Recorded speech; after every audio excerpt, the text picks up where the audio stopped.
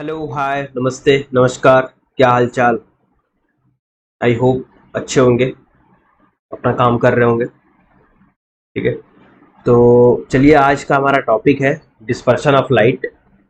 Dispersion of light ये class 10th की topic है और रिफ्रैक्शन चैप्टर का ही है। इसमें एक टॉपिक है डिस्पर्शन ऑफ लाइट। इसमें हम पढ़ेंगे dispersion of light through prism, splitting कैसे होती है और रेन ड्रॉप में कैसे डिस्पर्सन होता है। आज का मेन टॉपिक हमारा ये डिस्पर्सन ऑफ लाइट है थ्रू प्रिज्म। ठीक है। तो let's get start this topic. So dispersion of light. तो कोई डिस्पर्सन ऑफ लाइट को पढ़ने से पहले, डिस्पर्सन ऑफ लाइट तो मैं बता दूंगा उसका डेफिनेशन क्या होता है, कैसे होता है। लेकिन उससे डिस्पर्सन होता कैसे है उसको हम जानने से पहले, डिस्पर्सन जानने से पहले डिस्पर्सन कैसे होता है वो देखते हैं। और डिस्पर्सन थ्रू प्रिज्म देखते हैं। प्रिज्म में भी हम सिर्फ ट्रायंगुलर प्रिज्म को देखेंगे। मतलब उसका जो ट्रायंगुलर प्रिज्म मतलब कि उसका जो बेस है, किसी भी प्रिज्म का जो बेस होता है वो उसका शेप होता है। जैसे कि अगर ये एक प्रिज्म है, अगर उसको एक सरफेस पर रखा जाए तो अगर वो ट्रायंगुलर शेप में है उसका बेस, तो उसको ट्रायंगुलर प्रिज्म बोलेंगे। अगर उसका स्क्वायर शेप में है तो उसको स्क्वायर प्रिज्म बोलेंगे। रेक्टेंगुलर शेप में है तो उसको रेक्टेंगुलर प्रिज्म बोलेंगे। ठीक है। इसी तरह ये हमारा ट्रायंगुलर प्रिज्म है तो इसका जो बेस होगा वो ट्रायंगुलर प्रिज्म होगा। ये कुछ इस तरह से, ये कुछ इस तरह से प्रिज्म दिखता है। ये एक 3D फिगर होता है। ठीक है। तो हमें किससे मतलब है? हमें इसके बेस से मतलब है। ठीक है। हमें इसके बेस से मतलब है। अब इसके देखेंगे प्रिज्म में कैसे, किस तरह से रिफ्रैक्शन होता है और किस तरह से उसमें डिस्पर्सन होती है। देखिए, तो चलिए स्टार्ट करते हैं हमारा। ये हमारा एक ट्रायंगुलर प्रिज्म हो गया जिसका बेस ट्रायंगुलर शेप में है। इसमें आपने रिफ्रैक्शन आपको पता है, लॉज ऑफ रिफ्रैक्शन पता है, एंगल ऑफ इंसिडेंस क्या is equals to angle of refraction, नहीं, वो लॉज ऑफ रिफ्लेक्शन। इसमें लॉज ऑफ रिफ्रैक्शन क्या होता है? Sine i upon sine r is equals to mu. ठीक है। या इसको मैं ये भी बोल सकता हूँ, one sine i is equals to mu sine r. ये है laws of refraction. Snell's law इसको बोलते हैं। ठीक है। Snell's law. रिफ्रैक्शन तो पता है ना, रिफ्रैक्शन बताया गया है लास्ट वीडियो में, वहां से आप देख सकते हैं। ये रिफ्रैक्शन का ही चैप्टर है डिस्पर्सन, उसका एक्सटेंडेड वर्जन। देखो कैसे इसमें डिस्पर्सन कैसे होता है। देखो, मान लो कोई भी लाइट आई, ठीक है, फॉर एग्जांपल कोई लाइट आई इस तरह से, और ये इसका नॉर्मल पॉइंट हो गया मान लेते हैं, और ये इसका नॉर्मल हो गया। नॉर्मल सरफेस दोनों को बना लिया। ठीक है। अब ये तो हो गया, एंगल किस एंगल पे आएगी? एंगल आई पे। अब यहाँ से क्या होगा? अब देखो, ये बाहर का म्यू कितना है? 1, और अंदर का लेट से सम म्यू है विच इज ग्रेटर देन 1। अगर म्यू ग्रेटर देन 1 है तो वो टुवर्ड्स द नॉर्मल आएगी रिफ्रैक्टेड रे की अवे फ्रॉम द नॉर्मल? आप खुद बताओ। अगर म्यू ज्यादा है तो स्पीड कम हो जाएगी, स्पीड कम हो जाएगी तो वो किधर आएगी? Towards the normal. म्यू ज्यादा है तो टुवर्ड्स द नॉर्मल, एंगल कम बनेगा। ये इस तरह से आएगी। ठीक है, टुवर्ड्स द नॉर्मल आएगी। इसको मैं हटा देता हूँ इस सरफेस को। देखो ज्यादा ही टुवर्ड्स हो गया। ये कुछ इस तरह से आएगी टुवर्ड्स द नॉर्मल। ठीक है। अब यहाँ पे देखो कौन सा, इस ये मान लो इसको नाम दे दिया A B C. A B surface पे अपने देख लिया रिफ्रैक्शन कैसे हो रहा है। अब देखो ए सी सरफेस पे कैसे हो रहा है। ये तो हो गया अपना नॉर्मल।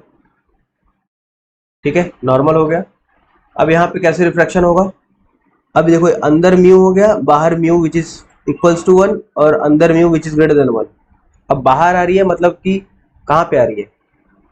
एक रेयर मीडियम में आ रही है। जब रेयर मीडियम में आ रही है तो ये अवे फ्रॉम द नॉर्मल हो जाएगी। ठीक है, अवे फ्रॉम द नॉर्मल। ये नॉर्मल ये है तो ये नॉर्मल से अवे हो जाएगी इस तरह से।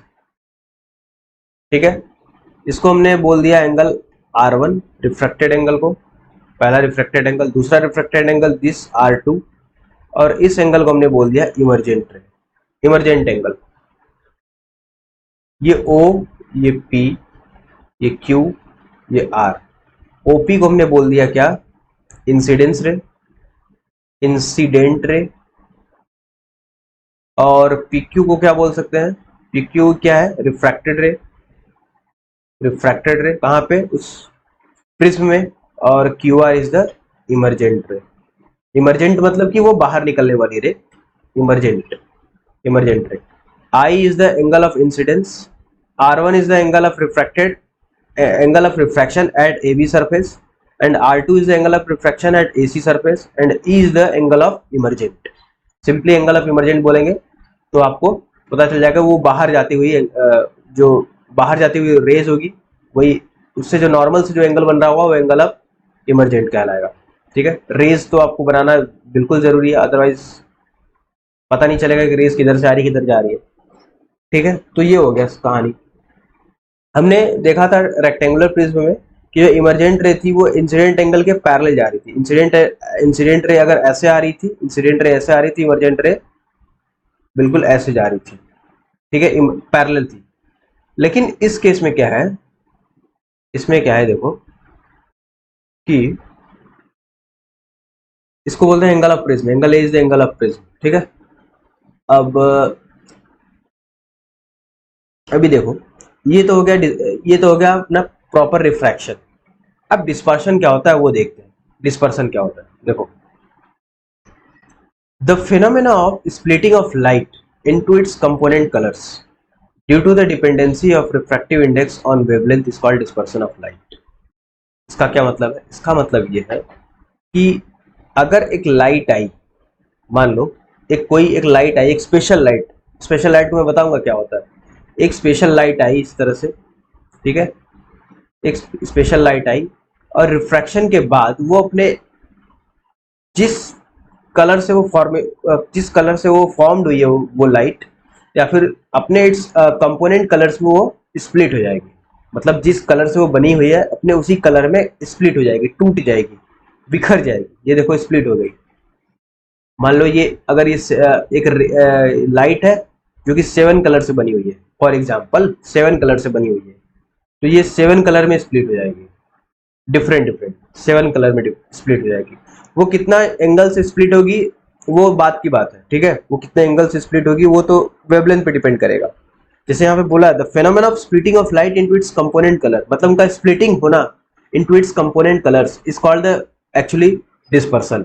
ये क्यों हो रहा है? Due to the dependency of refractive index. Obviously यहाँ पे कुछ हो रहा होगा, म्यू रिफ्रैक्शन टाइप कुछ हो रहा, रिफ्रैक्शन हो रहा होगा या फिर कुछ और हो रहा, जिसकी वजह से लाइट स्प्लिट हो जा रही है।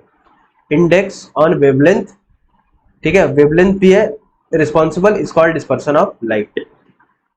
ठीक है जी, ठीक है। देखो अब देखो ये तो आपको समझ आ गया कि डिस्पर्सन ऑफ लाइट क्या होता है, कि splitting of light due to the splitting of light due to what, due to refractive index is called what, dispersion of light. अभी देखो इस केस में देखो मैं इसको थोड़ा सा और क्लियर बना लेता हूं। देखो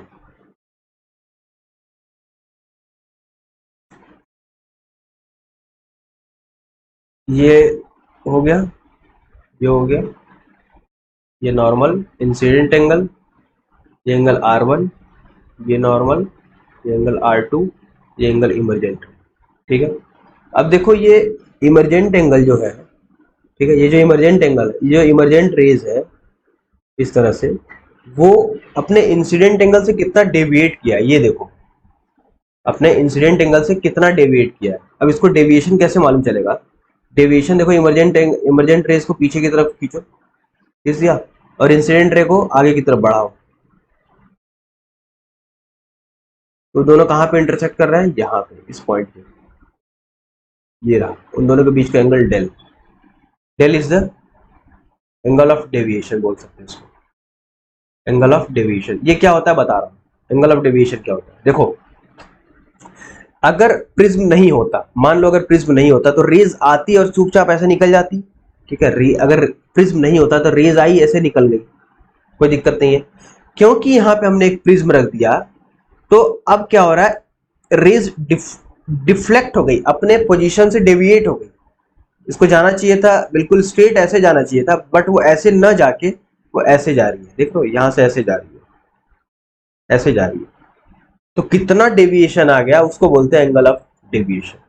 अपने इंसिडेंट पाथ से वो कितना डेविएट हो गई रिफ्रैक्टेड रे या इमरजेंट रे, उसको बोलते हैं क्या? Angle of deviation. ठीक है, अब ये एंगल ऑफ डेविएशन किस चीज पे डिपेंड करता है, किस चीज पे डिपेंड करता है? आप खुद सोचो, आप खुद सोच सकते हो इस चीज को कि किस चीज पे डिपेंड करता होगा। ये ऑब्वियसली म्यू पे डिपेंड कर रहा है, कर रहा है नहीं कर रहा? क्योंकि हम जैसे जैसे म्यू की वैल्यू बढ़ाएंगे, एंगल ऑफ डेविएशन की वैल्यू, देखो पहले म्यू क्या था, पहले म्यू था 1, ये अगर कोई सरफेस नहीं था तो चुप चुप चुप निकल जा रही थी, तो एंगल ऑफ उस टाइम पे डेविएशन कितना था? एंगल ऑफ डेविएशन 0 था, उस टाइम पे 0 था।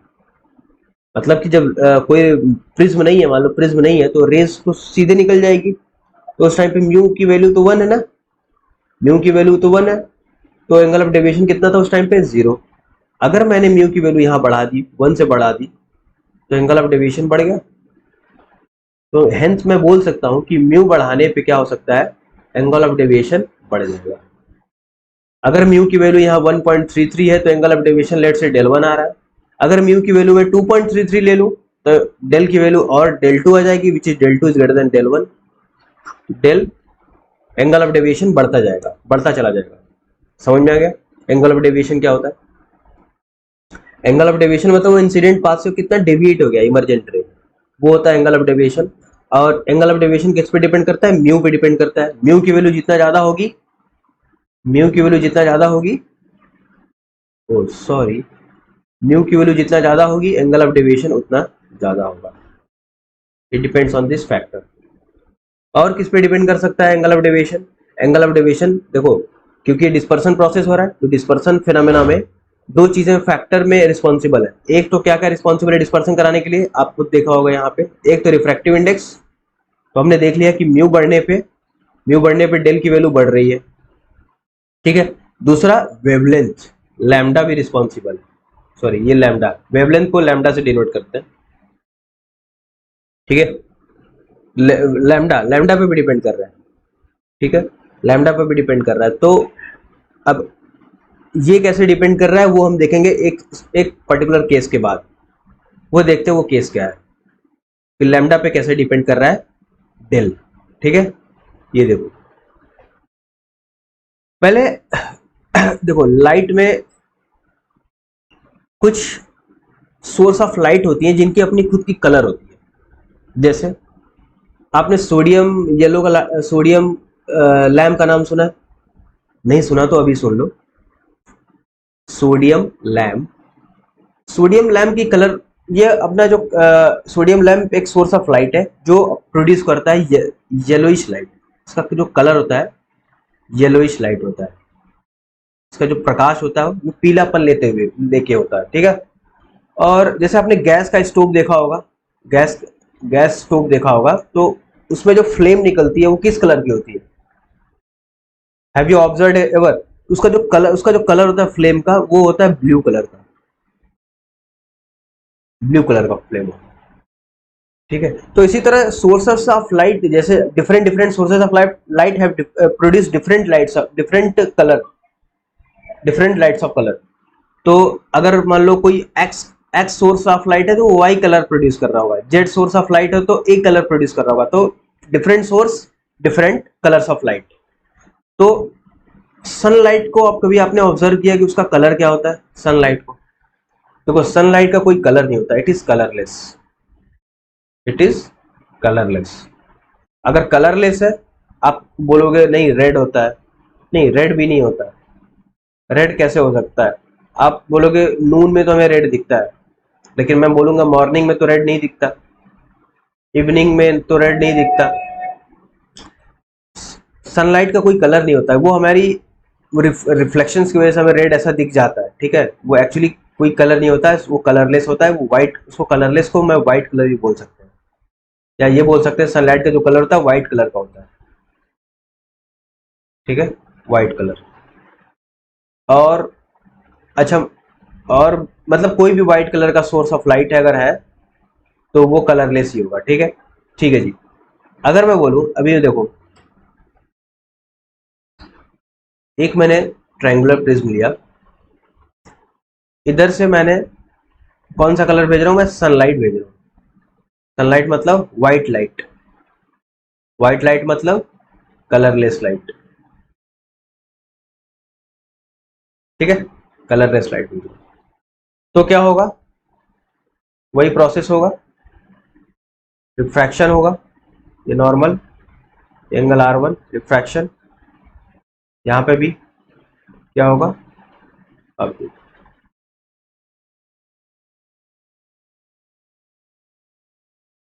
ये कुछ इस तरह से दिखता है आपको,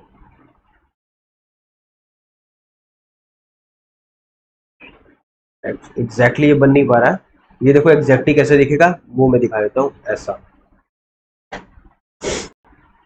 देखो कुछ इस तरह से यहाँ पे dispersion of light through prism होता है। जैसे क्या हुआ, ये लाइट सोर्स है सन, सन यहाँ से सनलाइट आई, ठीक है, और यहाँ से देख रहे हो अपने इट्स कंपोनेंट कलर, आपको पता है व्हाइट लाइट जो होती है वो 7 कलर्स का बैंड होता है, white light is colour of 7 colours of band, band of 7 colours, band of 7 colours.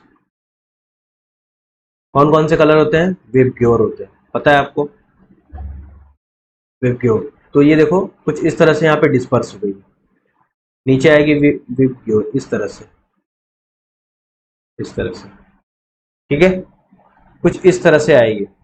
अब आपने यहाँ पे देखा कि जो प्रिज्म में स्कैटरिंग सॉरी स्प्लिटिंग के बाद वॉयलेट, अच्छा वी को आपको पता है, V is the violet, V violet है, I is the indigo, I is the indigo, Y is the, अच्छा V B I B is the blue, G is the green, ठीक है, वाई इज द येलो,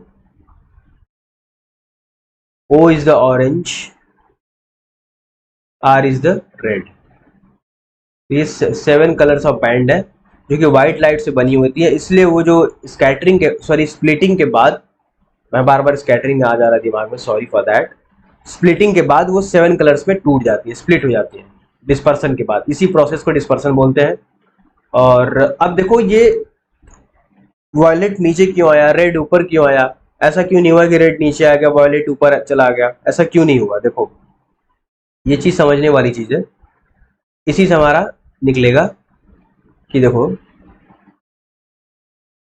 आपने देखा कि ये white light इस तरह से आई, ये हो गया आपका वायलेट, ये हो गया आपका रेड, ठीक है, रेड की वेवलेंथ ज्यादा होती है, रेड की क्या होती है वेवलेंथ, वेवलेंथ को मैं लैम्डा से डिनोट कर सकता हूं, वेवलेंथ ज्यादा होती है एज कंपेयर टू वायलेट, ठीक है, वेवलेंथ की बात करूं मैं तो रेड की ज्यादा होती है एज कंपेयर टू वायलेट। तो आपने देखा कि एंगल ऑफ डेविएशन के मामले में, एंगल ऑफ डेविएशन आप देख रहे हो, एंगल ऑफ डेविएशन के मामले में अगर मैं इंसिडेंट रे को बिल्कुल ऐसे ही भेज दूं, इंसिडेंट रे को यहाँ पे मैं बिल्कुल ऐसे भेज दूं, देखो वैसे इंसिडेंट रे को मैं बिल्कुल ऐसे ही भेज दूं, यहाँ पे चेक करूं अगर इंसिडेंट रे, तो ये अगर डेल है, डेल ऑफ आर, और ये वॉयलेट है, किसका डेविएशन ज्यादा है, किसका कौन ज्यादा टिल्ट हुआ है, वॉयलेट ज्यादा टिल्ट देखने से भी है, वायलेट नीचे है, यानी कि जो डेल ऑफ वायलेट है वो ज्यादा है डेल ऑफ रेड से, ठीक है, मैं वायलेट और रेड में कंपेयर कर रहा हूं पहले, बाकी तो अपने आप कंपेयर हो जाएंगे। तो जो वायलेट है उसका एंगल ऑफ डेविएशन ज्यादा है एज कंपेयर टू रेड, ऐसा क्यों हुआ है ये हमें जानना है, देखो इसका मतलब, और लैम्डा की अगर लैम्डा का कंपेयर करें तो रेड का ज्यादा है वायलेट का कम है, तो इसका मतलब ये हम बोल सकते हैं कि जिसका लैम्डा ज्यादा होगा, जिसका लैम्डा ज्यादा होगा उसका डेल क्या होगा, कम होगा। देखो इसका रेड का ज्यादा है, उसका डेल कम, रेड का लैम्डा ज्यादा है उसका डेल कम है, वॉयलेट का कम है लैम्डा उसका डेल ज्यादा है, तो जिसका लैम्डा ज्यादा होगा उसका डेल कम होगा, और जिसका लैम्डा कम होगा उसका डेल ज्यादा होगा। लैम्डा मतलब समझ रहे हो, wavelength, wavelength is the inversely proportional to energy, lambda ज्यादा मतलब एनर्जी कम, लैम्डा ज्यादा मतलब एनर्जी कम, कम एनर्जी, कम एनर्जी होगा तो ज्यादा दूर तक फैल नहीं पाएगा, कम दूर तक, आप ऐसे समझो अगर आपके पास ज्यादा एनर्जी है, आपके पास अगर ज्यादा एनर्जी है, आपके पास खूब एनर्जी है, मतलब लैम्डा बहुत कम है, मतलब एनर्जी बहुत ज्यादा है, एनर्जी बहुत ज्यादा है तो आप बहुत दूर तक चलोगे, ठीक है, आप बहुत दूर तक जाओगे, बहुत दूर तक फैलोगे, फैले इन द सेंस बहुत ज्यादा टाइम तक, बहुत ज्यादा लंबा चलोगे आप, मतलब कि आप ज्यादा ज्यादा डेल को कवर करोगे, ठीक है। लैम्डा कम, एनर्जी ज्यादा, डेल ज्यादा।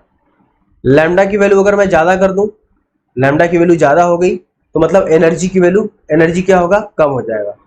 देखो एनर्जी का एक रिलेशन होता है एच सी बाई लैम्डा, आप पढ़ोगे 11th में इसको। प्लैंक कांस्टेंट, प्लैंक इक्वेशन भी बोलते हैं, एच सी बाई लैम्डा, ठीक है। इसको एच को प्लैंक कांस्टेंट बोलते हैं, C is the speed of light and lambda is the wavelength, E is the energy, ठीक है। तो आप इसे देखो, E is inversely proportional to lambda है। आप ये बस याद रखो कि E is inversely proportional to lambda, lambda ज्यादा तो एनर्जी कम, लैम्डा कम तो एनर्जी ज्यादा। तो लैम्डा कम तो एनर्जी ज्यादा, एनर्जी ज्यादा तो मैं ज्यादा दूर तक फैलूंगा, डेल की वैल्यू ज्यादा। लैम्डा की वैल्यू ज्यादा तो एनर्जी की वैल्यू कम, एनर्जी की वैल्यू कम तो डेल की वैल्यू कम, कम एनर्जी तो कम दूर तक फैलूंगा, ज्यादा दूर तक जा नहीं पाऊंगा तो डेल की वैल्यू कम। तो आप यहाँ पे देख सकते हो कि डेल हमने देख लिया कि कौन कौन से फैक्टर पे डिपेंड कर रहा है मेनली। एक तो डेल डिपेंड कर रहा है इस पे, लैम्डा पे। दूसरा फैक्टर किस पे था, म्यू पे। क्या था इसमें, म्यू ज्यादा तो डेल ज्यादा, यहाँ पे लैम्डा ज्यादा तो एनर्जी कम, एनर्जी कम, एनर्जी कम, एनर्जी कम तो डेल कम। तो ये दो फैक्टर आप पे यहाँ पे डिपेंड कर रहा है, ठीक है। एक तो लैम्डा, दूसरा mu. Mu is the refractive index, lambda is the wavelength. इसलिए इसलिए यहाँ पे जो जो क्या बोलते हैं, जो डेविएशन हुआ है, जो डेविएशन हुआ है वायलेट का ज्यादा है, वायलेट का डेविएशन ज्यादा है, रेड का सबसे कम है। क्यों, क्योंकि वायलेट का इसलिए ज्यादा है क्योंकि उसका वेवलेंथ सबसे कम है। वायलेट का वेवलेंथ कम है। जैसे आप विबग्योर है ना, ये विबग्योर, इसका वेवलेंथ कैसे वो होता है इसमें, ऐसे वेवलेंथ लैम्डा की वैल्यू ऐसे बढ़ती है। जब आप वी से आर की तरफ जाओगे लैम्डा की वैल्यू बढ़ेगी। ये सब नोट पॉइंट है, सब याद रखना है, ऐसे इंपॉर्टेंट चीजें हैं, आपको पता होनी चाहिए। आप जैसे वी से आर की तरफ जाओगे लैम्डा की वैल्यू बढ़ेगी, वेवलेंथ की वैल्यू बढ़ेगी। आर से वी की तरफ आओगे लैम्डा की वैल्यू कम होगी, ठीक है। ऐसे जाओगे तो लैम्डा की वैल्यू बढ़ोगी बढ़ेगी, ऐसे जाओगे तो लैम्डा की वैल्यू बढ़ोगी, ऐसे आओगे तो लैम्डा की वैल्यू कम होगी, ठीक है। जब लैम्डा की वैल्यू बढ़ोगी तो एनर्जी की वैल्यू कम होगी, जब एनर्जी कम होगा तो डेविएशन कम होगा। लैम्डा बढ़ेगा उसका मतलब डेविएशन कम होगा। तो इसलिए देखो रेड का डेविएशन सबसे कम है, वायलेट का डेविएशन सबसे ज्यादा है। और बीच में कौन कौन से आ गए, बीच में विबग्योर आ गए, आई बी जी वाई ओ आर सारे आ गए, ठीक है। अगर मैं आपसे पूछूं कि ऑरेंज में और ब्लू में किसका डेविएशन ज्यादा होगा, आप क्या बोलोगे, डेविएशन ज्यादा होगा। आप सबसे पहले लैम्डा देखो, आपके दिमाग में अगर वो ऑरेंज और ब्लू की बात कर रहा हूं तुरंत विबग्योर आना चाहिए दिमाग में पहली बात। ऐसे जाने पर लैम्डा की वैल्यू बढ़ रही है, ठीक है। तो किसका लैम्डा ज्यादा है, लैम्डा किसका ज्यादा है, और ऑरेंज का कि ब्लू का, देखो ऑरेंज का ज्यादा है, lambda orange is greater then lambda blue, ठीक है। जब लैम्डा ज्यादा है तो डेविएशन किसका ज्यादा होगा, इसका ब्लू का ज्यादा होगा डेविएशन, ब्लू का डेविएशन ज्यादा होगा। एनर्जी लैम्डा ज्यादा मतलब एनर्जी कम, एनर्जी कम मतलब डेविएशन कम, ठीक है। लैम्डा, ठीक है, इसका ब्लू का ज्यादा होगा, इसका डेलो का कम होगा, ऑरेंज का कम होगा डेविएशन। समझ में आ गया, क्यों विबग्योर नीचे से होता है, वी नीचे से क्यों होता है, ऊपर से क्यों नहीं होता, क्यों ज्यादा, कौन डिविएट ज्यादा करेगा। तो आप बोल सकते हो सबसे ज्यादा वेवलेंथ किसका है, रेड का। सबसे कम वेवलेंथ किसका है, वायलेट का। सबसे ज्यादा डिविएट कौन करेगा, वायलेट करेगा। सबसे कम डिविएट कौन करेगा, रेड करेगा। इसीलिए आपने देखा होगा जो रेड, जो ट्रैफिक सिग्नल पे हमेशा रेड कलर का सिंबल यूज होता है, रेड रेड कलर का उसको बनाया जाता है ट्रैफिक सिग्नल में, रेड को बनाया जाता है रोकने के लिए, स्टॉप करने के लिए। क्यों, द रीजन बिहाइंड दिस, क्योंकि अगर गाड़ी दूर से आ रही है वो तब भी दिख जाए, गाड़ी दूर से आ रही है तब भी दिख जाए। क्योंकि रेड जो है ना ज्यादा डेविएट नहीं होता, ज्यादा डेविएट नहीं होता, वो बिल्कुल स्ट्रेट पाथ कवर करता है, ऐसे ज्यादा फैलता नहीं है। ये फैलना मतलब ये इस तरह से फैलता नहीं है, इस तरह से फैलता नहीं है, बिल्कुल रेड जो है बिल्कुल ऐसे चलता है स्ट्रेट। तो कम से कम डेविएट करेगा तो ज्यादा डिस्टेंस ट्रेवल करेगा, समझ रहे हो, ज्यादा डिस्टेंस ट्रेवल करेगा तो इसलिए लोग दूर से ही रेड को देख लेते हैं। रेड की विजिबिलिटी दूर तक ही है, दूर दूर तक है, काफी दूर तक है as compare to violet. Violet नहीं रखते, क्यों, क्योंकि वायलेट तो अगर वायलेट लगाएंगे तो वायलेट तो फैल जाएगा, फैल जाएगा तो ज्यादा डिस्टेंस ट्रेवल नहीं कर पाएगा आगे की तरफ, फैल जाएगा मतलब लेट जाएगा, वो सुस्त हो जाएगा, ज्यादा डिस्टेंस ट्रेवल नहीं कर पाएगा। रेड जो है एनर्जेटिक है, sorry energetic in the sense मतलब कि इसके बाद वो कम डिविएट करता है, ज्यादा फैलता नहीं है, कम डिविएट करता है, तो वो ज्यादा डिस्टेंस ट्रेवल करेगा। इसलिए रेड सिग्नल, ट्रैफिक सिग्नल पर रेड कलर यूज होता है रोकने के लिए। ट्रेन वगैरह में भी, सॉरी रेलवे ट्रैक पे भी कौन सा कलर यूज करते हैं? रेड। रेड मतलब हर जगह रेड यूज होता है रोकने के लिए। क्यों? क्योंकि रेड के जो वेवलेंथ होती है वो बहुत ज्यादा होती है और वो कम डिविएट करता है, कम डिविएट करेगा इसलिए। ठीक है, तो ये रहा सारा टॉपिक आज का डिस्पर्सन। डिस्पर्सन मेरे ख्याल से आपको समझ आ गया होगा कि डिस्पर्सन होता क्या है, कि dispersion of light so prism क्या होता है, कि कैसे किस तरह से। मेन इसमें इंपॉर्टेंट टर्म क्या था? डेल। डेल से ही सब कुछ हमने समझ लिया, वेवलेंथ से समझ लिया, वेवलेंथ भी समझ लिया, और न्यू से भी समझ लिया कि डेल किस किस पे डिपेंड कर रहा है। ठीक है, और आपको इसका पता हो गया, डेफिनेशन तो पता ही हो गया कि क्या है डेफिनेशन इसका। डिस्पर्सन का लाइट, डिस्पर्सन का डेफिनेशन आपको पता होगा, splitting of light into components, into its component colours, यही होता है डिस्पर्सन ऑफ लाइट सिंपली। तो ये रहा हमारा आज का टॉपिक, डिस्पर्सन ऑफ लाइट। और हम नेक्स्ट टॉपिक में देखेंगे स्कैटरिंग ऑफ लाइट क्या होता है, उसके बाद देखेंगे refraction of light. Refraction of light में twinkling of stars, sun appears red at sunrise and sunset, why it is so. तो ये सब सारी चीजें हम बहुत लॉजिकली तरीके से देखेंगे, हर चीज का लॉजिक है यार समझने का। तो ठीक है, हम सारा चीज देख लेंगे। तो तब तक के लिए bye bye, take care, wish you all the best.